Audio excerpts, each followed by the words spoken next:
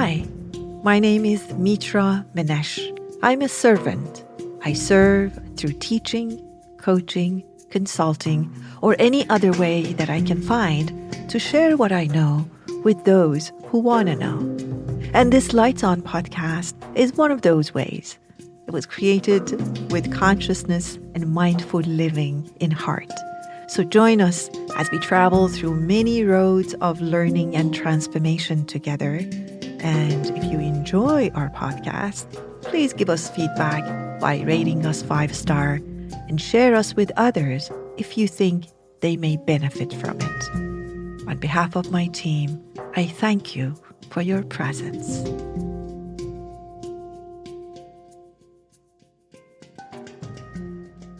This episode is about our exaggerating mind. And the discussion came out of a class that I was teaching about how to more skillfully and more wisely work with our thinking mind, that at times that when it feels frightened, and it feels frightened quite often, it starts exaggerating and making things bigger than what they are and making things more eternal and more personal than what they are. And sometimes without awareness, we actually buy into it. We accept what our frightened mind is telling us, and hence we do think things that are out of proportion and not helpful or healthy for us or others in our life. So there are many tools, and I happen to speak about a tool, the 3-step tool that is rating and questioning our rating and making sure that what's going on corresponds with the true rating of what's happening. But it's not really about the tools, even though I have many. It's about accountability. It's about putting in place a mechanism of accountability for this frightened mind that has gone solo, advising us and taking charge of what we need to do and how we need to feel. It's about really allowing our awareness and our mindful practices to help us live a better life and make sure that, as I always say, we are the CEO of Me Inc. Let's take a listen together. So all those things that we talked about, eternization, catastrophization, personalization, all those exaggerations that we do with our negative thoughts, those are all kinds of exaggeration, really. It has happened once. I think it's going to happen forever. It happened because somebody was unwell. I think it was all about me, and I make it all about me. So I'm exaggerating. And the best way to unexaggerate is to bring a question to yourself and say 0 to 10, and this is an old tool. I can't claim it. 10 being life and death. You see, that's a very important number. That will happen probably only once. And when it happens, then you have no problems after that. So don't worry. So we really don't have a 10, right?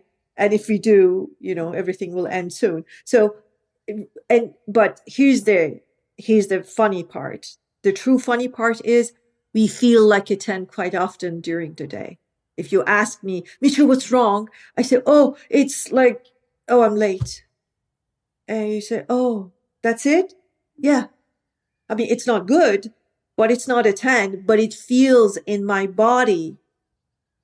I'm communicating to you that it's a 10.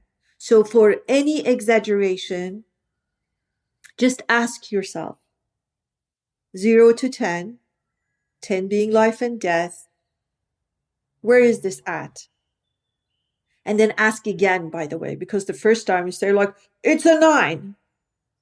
Okay, ask yourself, is that true? Is it really a 9? Okay, and then you get discounts. Okay, it's a 6. All right, is it really a 6? Final call? Yeah, it is a 6. Okay, maybe it's a 4. It's amazing how much negotiation can happen in this auction in the head. And then the question is my response, which was a reaction before, is it in accordance with the number? Most of the time, it's not. If you don't listen to what's going on and you just watch my body language, you think that truly my life is danger. This goes back to what, you were saying about being in fear land, being in survivalist mode.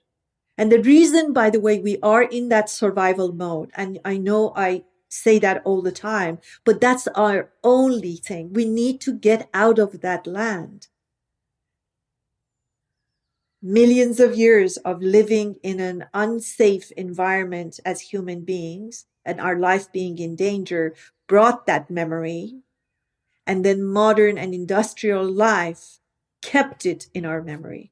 So now I see kids, like beautiful, healthy, intelligent kids, petrified on medication, strong meditation that I wouldn't dare putting it in my mouth, because they're wondering if they fit in. They live in a jungle, even though they may have a fancy home.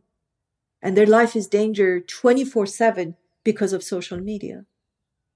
Because now they know exactly who went out with who didn't get invited, who is better than them, who's having fun, or so-called fun, because it's all an illusion. I didn't know when I was a kid whether I was accepted or not. I wouldn't know what my friends are doing. I had no idea. I was just happy that once a month somebody invited me. But now kids know. I had a child sobbing. I said, "How do you know?" She said, "I know, Mitra. She shows me in her phone. She's like, look, all my friends are together, but they didn't invite me." So that's what the mind does. You are in exaggerated land, 0 to 10. Where am I at? Is that true? Is that really true? 3 times. And then if it is a 4, if it is a 5, even if it is a 9, am I going for 10?